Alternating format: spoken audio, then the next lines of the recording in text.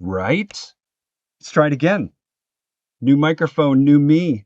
Still in Denmark. How cool is that? Here in Copenhagen. Uh, so excited to be coming to you from Martin Stig Anderson's studio for interactive tapes. Thanks so much for letting me land here and kick off the Wwise 2026.1 beta. I'm so excited to surface all of the great work that the team has been doing. And I have been out here in the community in Europe across Poland, Germany, Serbia, and soon to come in Czechia, talking with folks about how they're using Wwise, getting feedback, and just love hearing from folks out there doing amazing things with interactive audio. So let's dig into some of the new features of the 26.1 beta that is available right now. We dropped that this morning. You can jump into the Audio Kinetic launcher. Why not? While you are kicking back and hearing about all the new stuff that we've got in the box during this summer of beta. So, with that, I invite you to take this tour of Wwise 26.1. We're going to cover the fully iterative and interactive workflow. We're going to dig into a new feature called replay. The segment, a new way to author across both music and sound, as well as selection and navigation, bringing that workflow closer to you with every click. And then on the acoustic side, we're going to talk about a new diffraction model, Wwise's fastest ever acoustic simulation, and some updates to the visual side of acoustics in the Game Object 3D Viewer. And this is kicking off our summer of beta. If you've been with us, you know that for the last years, we've been arriving in the spring with our first beta for the full release that lands in the fall, and arriving across the summer with updates, taking your feedback, driving it back into development, and continuing to iterate towards that best release in the fall. We took a pass at the numbering of our point releases for this version. And so you should see the beta 1 version arriving as 2026.1.1. And we're just going to continue carrying that numbering towards the full release, which will arrive as a .4. So if you've been confused by our numbering in the past or are looking for clarity now that we are in our summer of beta, this is what it looks like. And we're always looking for feedback. So at any point, you can jump into the Audio Kinetic launcher, get that beta installed using the special feature of the launcher and a version.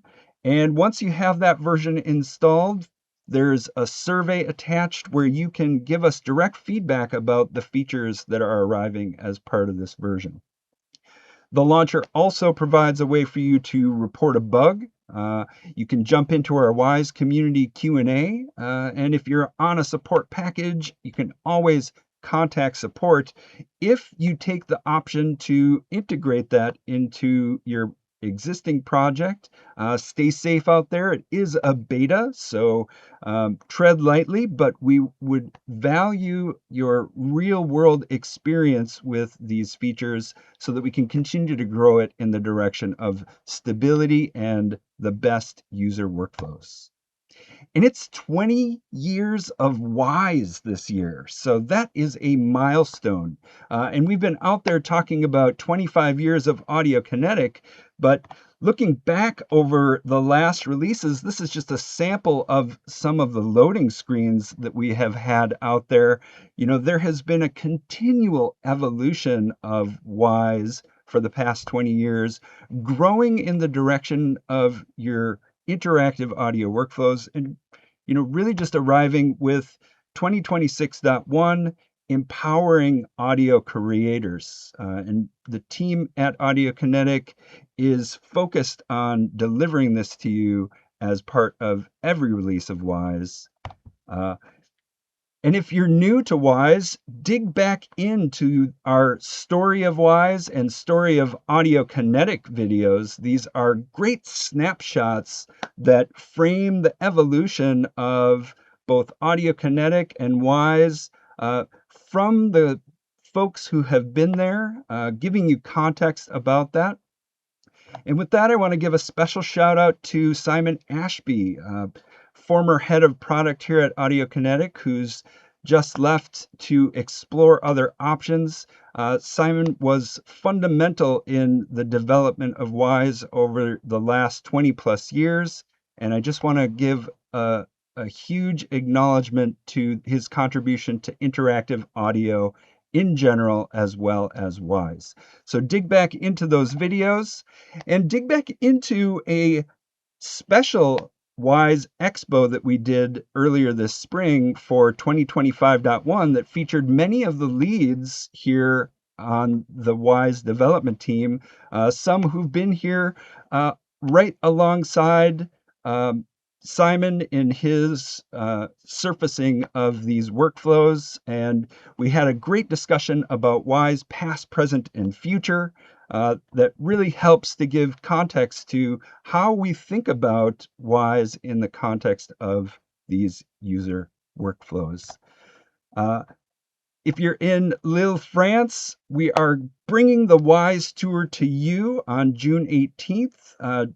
Grab this QR code and get registered. We have got a tremendous lineup of presentations that we'll be announcing across our socials in the coming month. But jump in if you're in the neighborhood. This will be a great opportunity to hear from people out there creating amazing experiences with Wwise and really surfacing their experience towards the best immersive experiences. It's going to be great. But today I want to talk specifically about putting the middle in middleware. I want to talk about our focused and iterative real-time workflow. And I want to start by laying out this ideal of driving towards the best sounding experience with quality determined by iteration, because we know that the more you can iterate on something in context as part of the experience, the closer you can get to the sound that's in your head, the greater the chance that you can achieve that sound through Wwise. So let's dig in and talk user experience. Geneviève Picard was out at the Wwise Tour in China last fall talking about the road to center focus. And if you've been tuning in over the last years, this won't be the first time you're hearing about it. But Geneviève does a great job of summarizing succinctly this journey that we have been on for the last releases. And today I'm going to bring you up to speed on where we're at. But let's start by talking about where we arrived in Wwise 2022.1 with our object tab and object context. This was our first step on the road where we were putting into focus and into context your selection and the editors. Folks out there will remember this as the moment that the interactive music layout went away and we just presented you with the editor for those music objects, including the segment. So a really powerful release that was our first step. In 2024.1, we took another step and brought in the property panel, a new way to get at the properties for your object. Again, putting those in context with your selection, giving you the ability to filter and find and compare across objects, spot the difference, and a ton more features that we continued to iterate on in 2025.1 towards greater usability. And we know that we left behind some of that visual identity that folks have had as part of the old property editor. But we're going to continue to iterate towards greater identification of property sets, and there's some cool stuff coming in 26 that will help you get your eyes on and around this new property editor and ways of working. Because really our goal with the interface in Wwise is to consistently present these object contexts, editors, and properties. We want to leverage recent user interface changes, and we want to unify workflows while preserving the best usability. That's why in 25.1, we started with merging the hierarchies, and it's been so cool to be out in the communities here in Europe talking with folks and hearing that we really landed with something that is more accessible for folks out there who are just starting with Wwise or just throwing around terminology between colleagues. So we got away with the actor, mixer, and interactive music hierarchies, merging them into a shared containers hierarchy. We also renamed the actor mixer container as a property container, or as a place to set properties at a parent level. We changed the master mixer hierarchy to be buses, describing what is contained within that hierarchy and making it easier for people to connect the dots between the name of that hierarchy and what it contains. Meanwhile, we removed the master terminology completely by creating a top-level audio bus as the main audio bus. So by default now, arriving with a main audio bus, and we dropped the audio from devices because it's obvious. And I want to zoom out and talk a little bit about the Wwise audio workflows for a single sound. Folks who have used Wwise know that this is part of the source editor way of working. You get to see a single sound, its audio file, and controls to perform edits. For layered sounds, there's a couple different ways to arrive with the playback of simultaneous sounds. One of those is a blend container with no blend tracks, simply allowing you to play those sounds simultaneously. We know that you can also do that over as an event with multiple play actions for different objects. But regardless, these are workflows that require you to have an abstraction of audio that doesn't always connect for early learners. Music designers have had the music segment as part of their workflow for 20 years in Wwise, and this has empowered them with a timeline track-based workflow that puts their music right in front of them. And meanwhile, the considerations that voice designers have with localization and source editing for voice presents another workflow that needs to be learned in order to leverage those features and functionalities. And I'm excited to say that in 2026.1, we are arriving with a workflow to service both music and sound, and we're bringing forward the shared segment as a way to unify these workflows starting with 2026.1. The shared segment is an expansion of the music segment that has existed as part of Wwise. It falls right into line as the default editor for the segment object. And simply, we have taken the music segment, removed the name music, and expanded its functionality to be able to operate outside of the rigid time-based constrictions of the music system. So unlocking it to be used interchangeably as a child of both music and sound containers. So every place that you would expect to use a sound SFX throughout the hierarchy and as part of containers can now use the segment as its foundation for your audio. And very simply, we allow for the presentation of the properties of that segment And in a musical context, that is the same as it's ever been. As of today, you still have all of the general properties. You have playback speed, you have time, tempo, um, grid-based functionality, stingers and transitions. These are all part of those segment properties. Meanwhile, in audio context, any properties that are specific to music are just ignored. And so you can just move forward without needing to carry the weight of that sample accurate playback or timing based playback in the music system.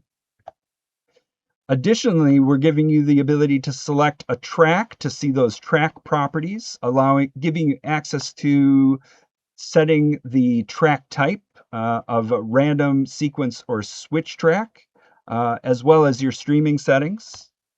Meanwhile, a clip now becomes selectable with its own properties, including the begin and end offset, the fade in and out curves and durations, as well as the play position.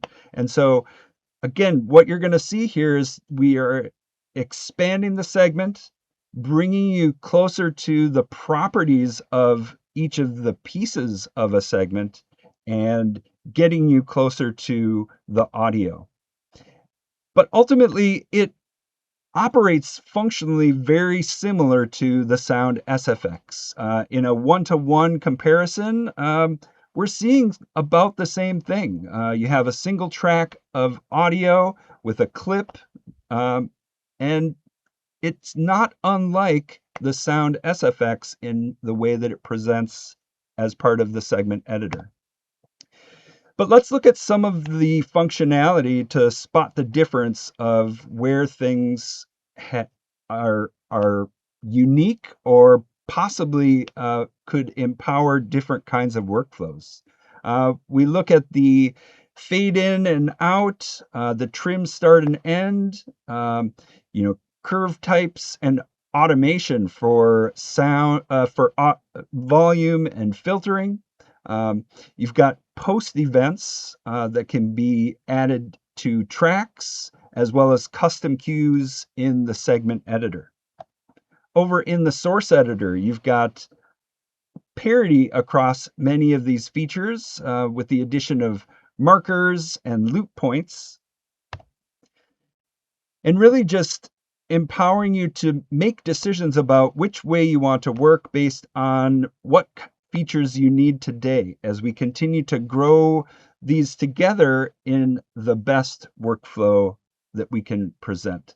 But there's one thing that's worth taking note of here as we look at the difference between these. First of all, a clip, as it has always existed in the music system, is a way to see a portion of or the entire audio source, but when you are trimming the start and end, the playback of that is done via a seek mechanism. So it will jump to that trim start and begin position and play back the sound from that location in the file. So the entire audio source that was imported.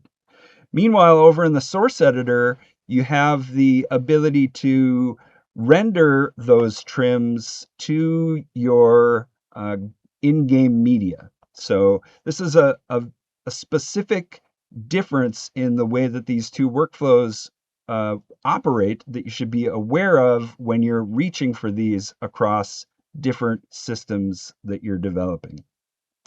So let's talk about one feature of this shared segment that I'm super excited about, and that is the visual display of properties. If you've worked with a sound SFX in the past, you know this property of initial delay, allowing you to set a time where the sound will delay its playback from the start. And we all build a kind of mental model of what this means as a way to shift in time the start of a sound. And folks who have been working in digital audio workstations know this inherently as sliding a clip to the right in order to delay its playback from the cursor position. It's that easy, but it's one of those things that we ask people to, build a mental model for rather than just presenting that directly. And with the shared segment, we now give you that visual property that you can begin to author just like you do over in a digital audio workstation as part of the segment. So just a little thing, but I'm super excited to what that opens up with from a accessibility and usability of a simple property like delay. But let's dig in a little deeper to some of the other ways that a segment can be used. In this illustration, we've got a segment with 4 tracks. And that's pretty much what you would expect over in a blend container, whether you were authoring that with sound SFX, as you always have, or with 4 segments. So these are 3 different ways to leverage the blend container with no blend tracks. And again, just simplifying the workflow by allowing for this kind of interoperability. Let's dig in deeper. As part of the music system, there has always existed the ability to transform a track to either a random sequence or switch track. And anyone working in Wwise is familiar with the behavior of random containers, sequence containers, and switch containers for audio.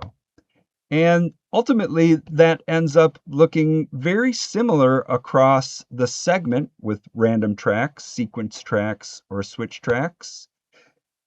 And it simply brings a greater visibility to what exists over in the random container with segments or random container with sound effects, as well as sequence and switching. So again, a presentation that puts audio in front of you and gives you that visual context for what behaviors you're trying to create. So again, I just want to summarize, this shared segment, an evolution of what has historically been a music-only object, now expands to include sound as something that can be interchangeably moved between music and sound. Imagine you start out with a music system and realize, actually, I don't need this tempo and time-based synchronicity. You want to maybe leverage some of the features of a random container with the way that it transitions. Now it's as simply as dragging and dropping it into a different part of the hierarchy, copying and pasting it, and off to the races with the features that have existed as part of the sound design workflow in Wwise for years. So that brings us to the shared segment story, but it's only part of what we're talking about today. But more on the road to center focus, we have arrived with the navigation and selection feature that puts things in context. And I mentioned before being able to, from within the segment, select the track, the clip, and to present the properties for that object in the new property editor. This is a way to preserve the editor in your center focus while giving you the properties that you need in the property editor as part of an object tab. And, this is not all, because we've also moved effects, historically part of that primary editor, into the property editor as a list. So now your effects will be a tab in the property editor showing up in a list, and selecting that effect will put the effects editor into the full screen temporarily while you're editing it, allowing you to quickly modulate between editing the effect and jumping right back to where you were as part of your primary editor workflow. And it's an important step for us because what we want to do is preserve your workflow as much as we can while giving you access to these editors contextually as part of the primary editor, secondary editor, and property editor workflows. We've also moved states into the same paradigm, putting the states list into the property editor and putting the states editor into the secondary editor. So giving you that visibility for editing states while still maintaining the primary editor that you're working on. We've done the same for metadata, and we're going to keep building on this user interface paradigm in the future with RTPCs and transitions. This will be the new way we're working moving forward, so stay tuned to have those land as part of a future version of Wwise. But this is really where we're trying to take things. We're trying to unify the workflows between sound, music, and in the future, voice, so that you have a lens that you can author across these different ways of working with audio. Meanwhile, we want to pull navigation into focus with your selection, giving you the editors and presenting those things in a way that preserves your object editor and what you need to understand your sound and what you want to do with it. And this has all been part of our road to center focus, something that the team has shared a vision on over these last years as we have put these pieces in place. It's a really important step for us, and we need you to give that a try to let us know how we're landing in 26.1 so we can continue to build this towards the future of a unified workflows. But I talked about putting the middle in middleware. And what does that really mean? But with Wwise at the center of your fully focused and iterative workflow that starts with content creation. So you're in your digital audio workstation. This is not going away. You have amazing tools and amazing ways to shape sound and form it in ways that are very empowering for your workflows. Meanwhile, tools like Wwise or Game Connect from Nuendo allow you to transport that audio you create in your digital audio workstation to Wwise, connecting these things in a way that puts them into a workflow.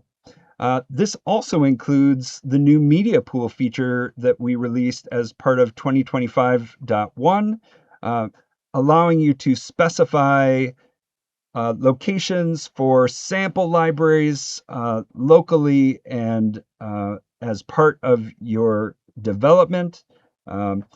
Also presenting the project originals as part of the media pool, giving you visibility into the audio that is in your project already, able to be easily used and reused as part of your content creation.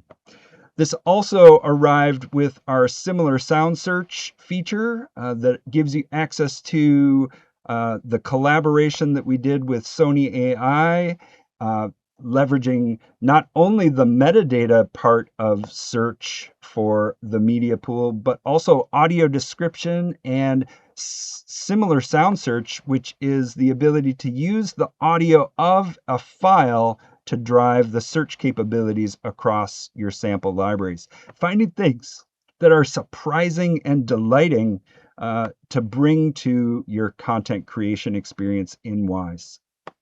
And that's just half of this content creation story, because from there we move into that fully connected at runtime, connected to Wwise workflow with the game and the game engine. We know that in 2024.1, we expanded the live editing capabilities. There's been a ton of work to unlock the ability to add events, delete events, add new containers, add new audio with our live media transfer feature.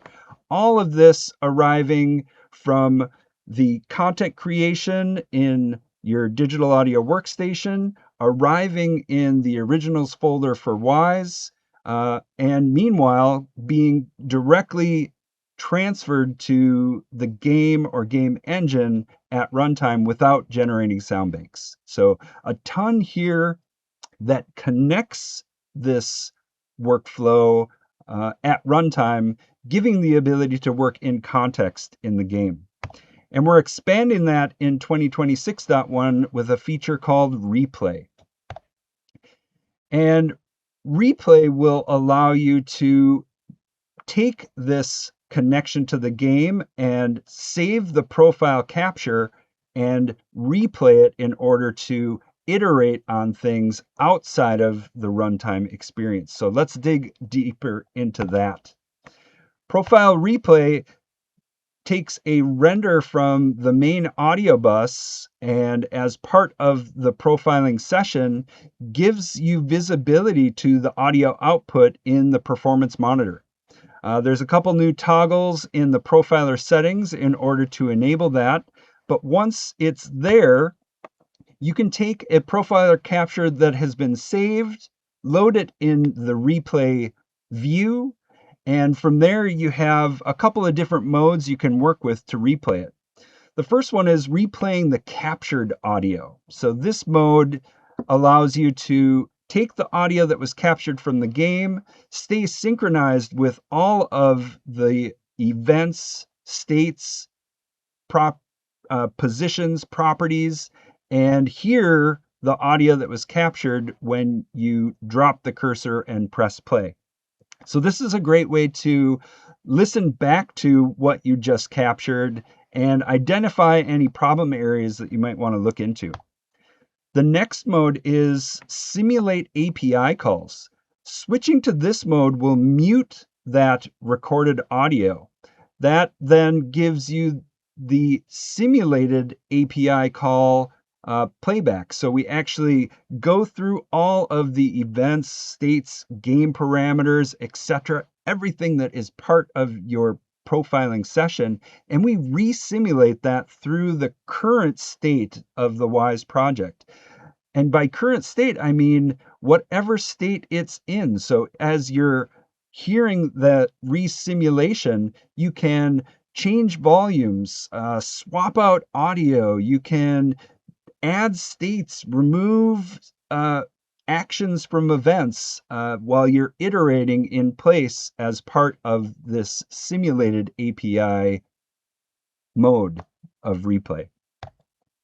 We've also added a loop enter and exit that gives you the ability to set a window that you want to iterate in and then focus on that area. Now, when you set these loop enter and exits, replay will have to play from the beginning of that profiling session. So there's a time that it will take while it is re-simulating all of those calls up to the loop point.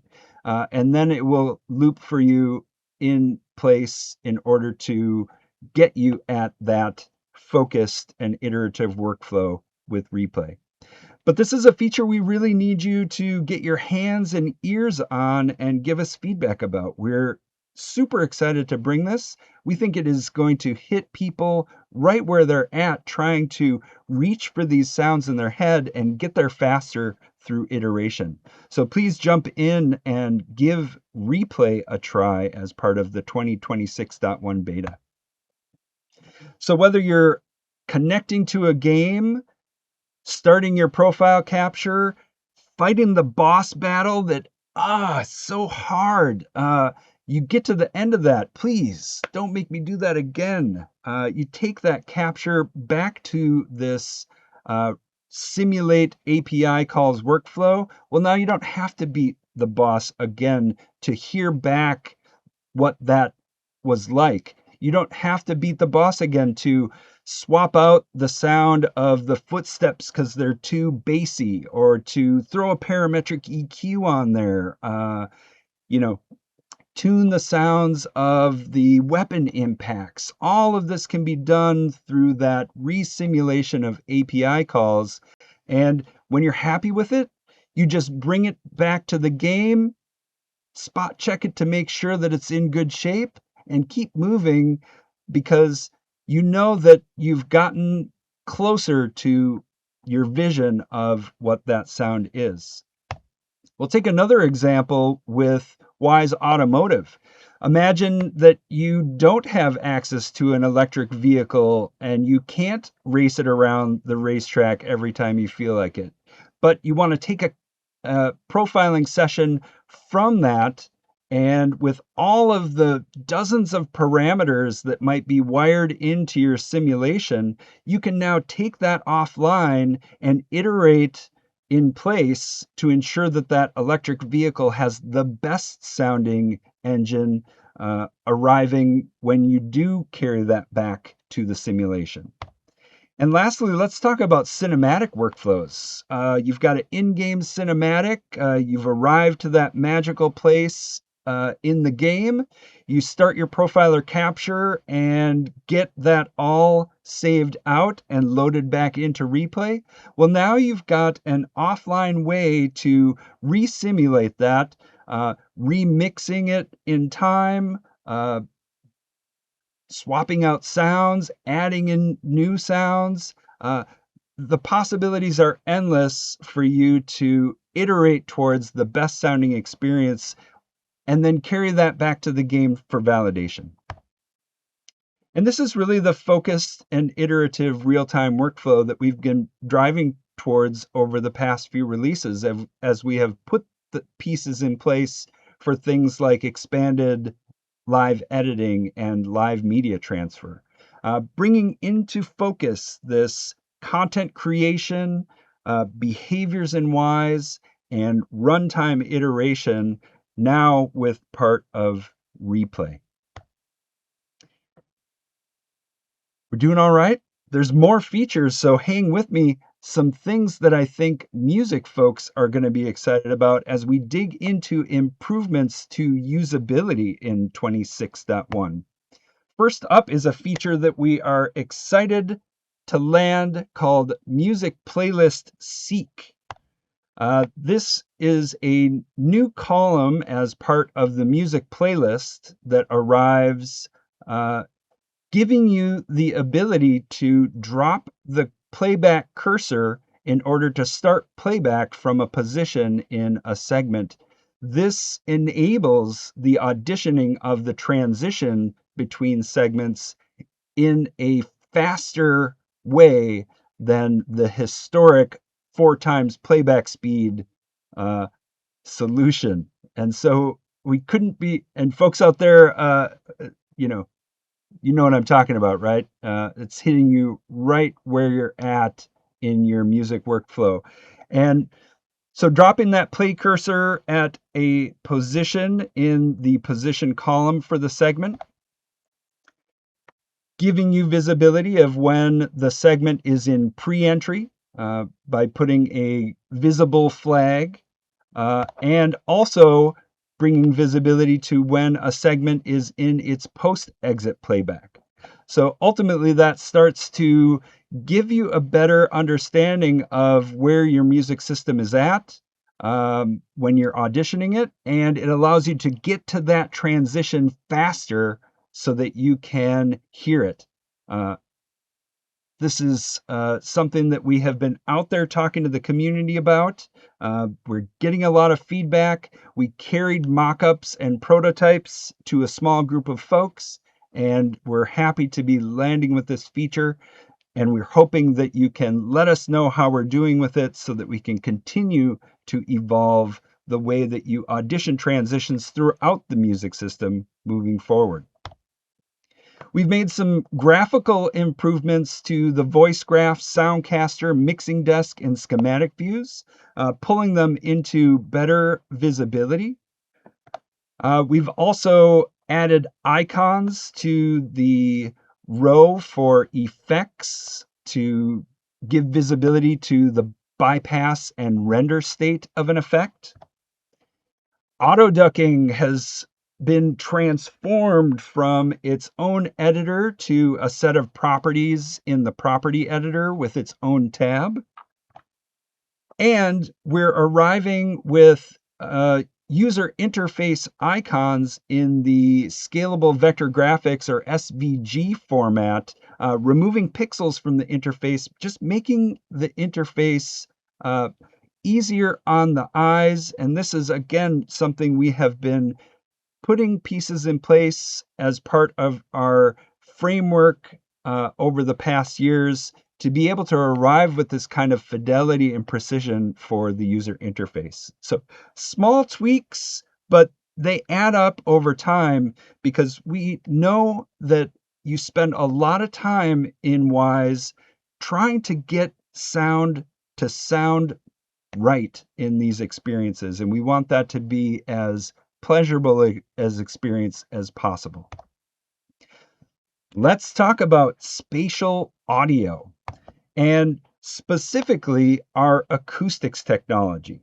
Wwise Acoustics is an entire suite of features that you can mix and match depending on what your game needs.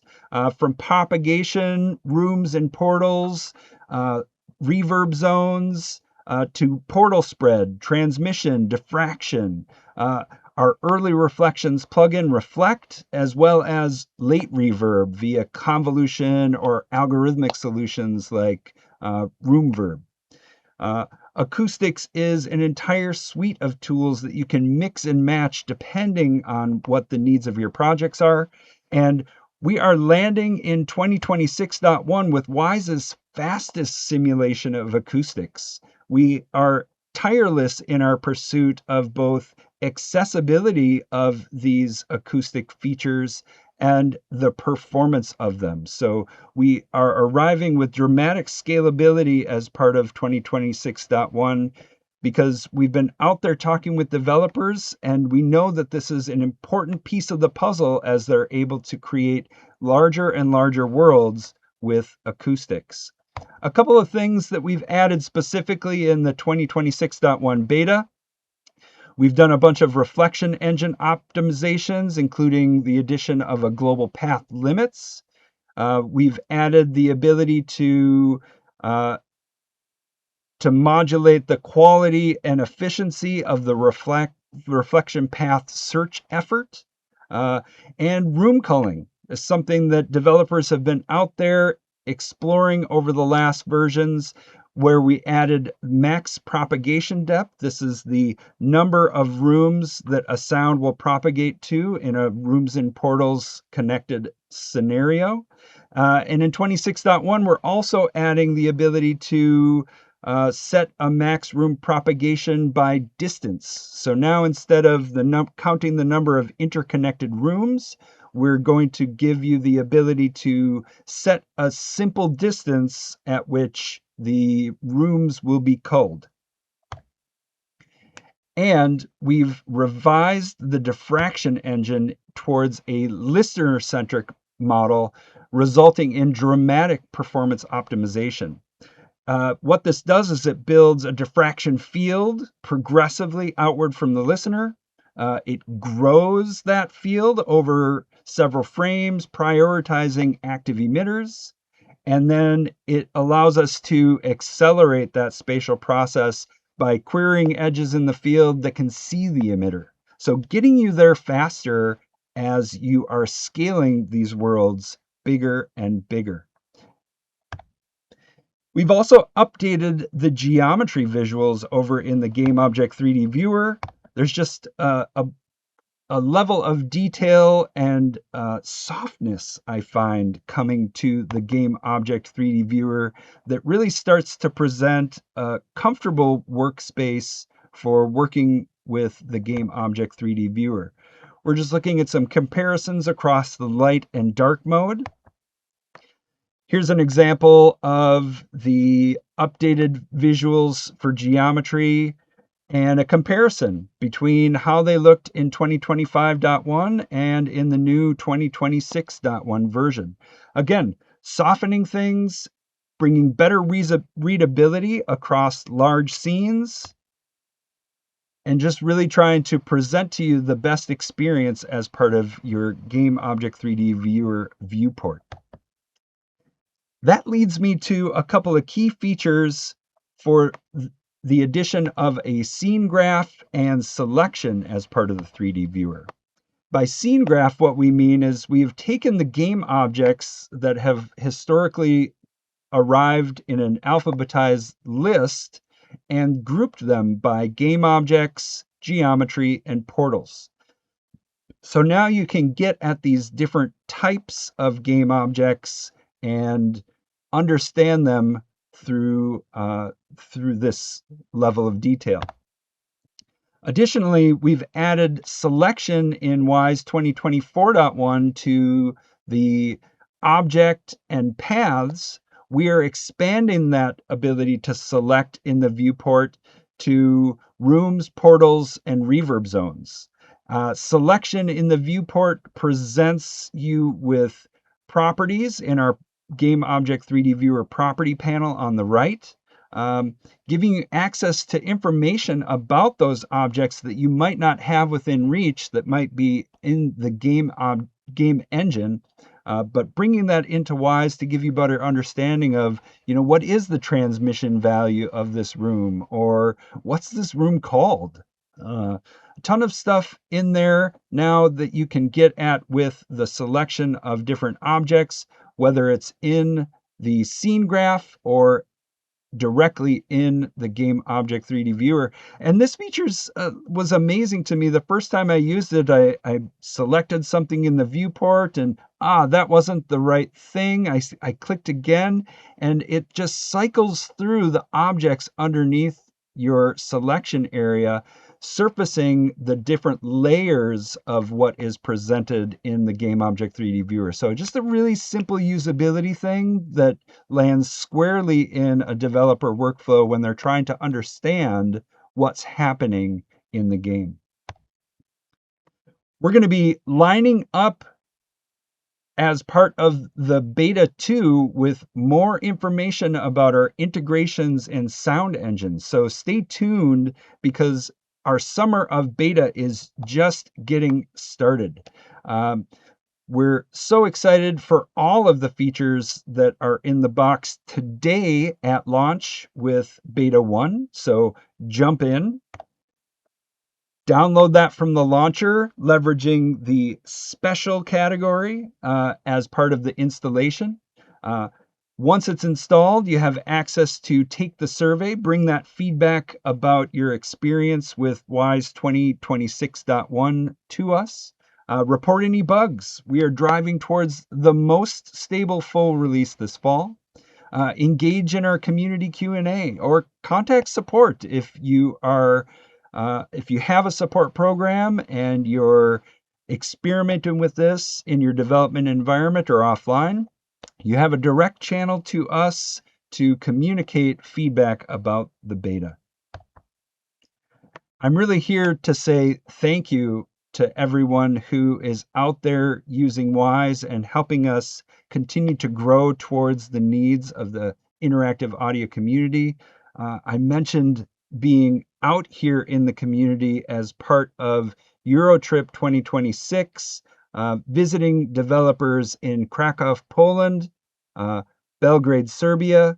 I'm here today in Copenhagen, Denmark, and next week in Czechia, across Brno and Prague, connecting with the Wwise community, hearing from them their experience, and bringing that back to the developers at Audiokinetic to continue growing Wwise in the right direction. This is an incredible campaign every year to try and bring you the best features for your workflow as we drive towards the best Wwise for interactive audio authoring. Thanks so much. That was Wwise 2026.1 Beta 1. I'm going to take a peek and see if any questions surfaced in the chat, so feel free to drop any in if you have them, and we'll see if there's anything else that you want to hear about. Otherwise, I can't wait for you to get your hands on it. It's been a great year. There's a ton of usability stuff in the box, and I look forward to hearing more from you in the future. So with that, this is it. Beta 1 2026.1. I'm Damian Kaspauer, Software Product Manager at Audiokinetic, coming to you live from Copenhagen, Denmark, the studio of Martin Stig Andersen and Interactive Tapes. Thanks so much for letting me land here today so that I could carry this message of the beta to the community while I'm traipsing across Europe, connecting with the community. It's been a gift. I've met so many great people. I can't tell you the amount of love out there for interactive audio. It's an inspiration to me. And now I'm just monologuing. So, good luck to you out there with the beta. We want to hear from you, and I can't wait to see what you do next. So, take care until next time.